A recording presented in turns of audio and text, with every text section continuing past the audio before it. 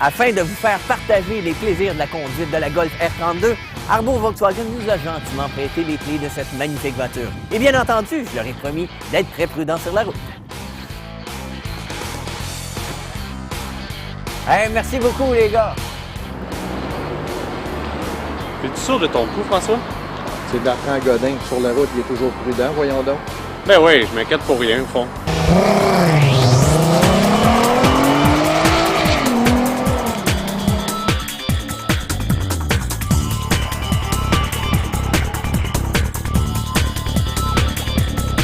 Ce que Volkswagen a voulu créer avec la R32, c'est une GTI plus sportive en ajoutant un rouage intégral et un moteur V6. Où on a bien réussi, c'est sur l'allure de la R32, avec une calandre avant de l'aluminium brossé et un style unique avec des phares au xénon qui vraiment lui donne un air agressif. Ce qui me plaît énormément, c'est les bas de caisse. On y est allé avec la sobriété. Des bas de caisse présents, mais sans exagération. Mais ce qui me plaît le plus, et ça, on ne le voit pas lorsqu'on la conduit, c'est l'arrière, avec un double échappement qui lui donne vraiment un style unique. Le style de la R32 est bien réussi, mais personnellement, j'ai l'impression qu'en ayant ajouté un rouage intégral, un moteur V6, eh bien son poids sera peut-être un petit peu trop lourd. Et les chiffres sont là pour le prouver. 3546 livres. Est-ce que le moteur V6 peut répondre à ça?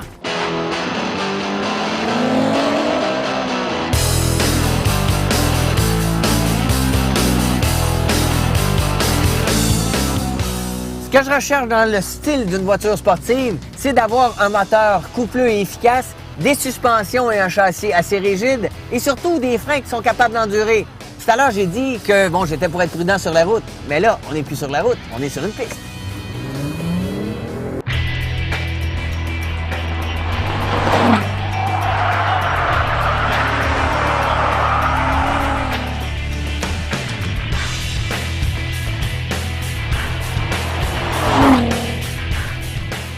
Ce qui est intéressant, c'est son mode de départ automatisé. Alors qu'on enlève le SP, on le met en mode sport, on tient les freins et on monte le régime moteur à 3200 tours, alors qu'il y a un limitateur de régime.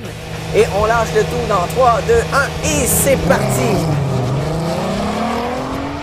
On atteint le 0-100 en seulement 6,4 secondes, ce qui est quand même assez respectable pour ce genre de voiture.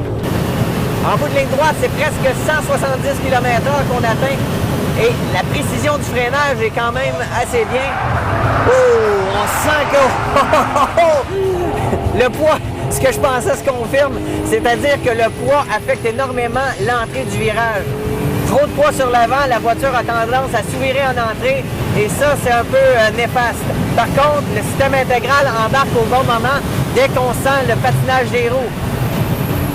Et ce que j'aime, c'est la rigidité de la caisse. Une bonne rigidité au niveau du châssis et des suspensions très souples, ce qui rend la randonnée assez confortable.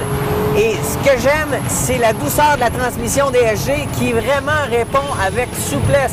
Vous savez, une des belles qualités d'un pilote, c'est la douceur, d'être précis et doux. Et c'est ce que cette transmission offre. Et ça la rend très, très performante, cette voiture.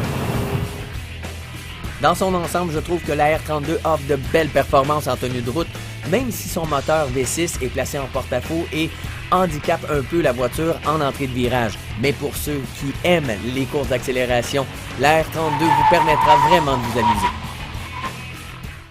Après quelques tours à Sanaire, j'ai pu constater que le rapport performance-confort de la R32 est vraiment idéal. Par contre, son rouage intégral sera beaucoup mieux exploité dans des conditions moins adhérentes.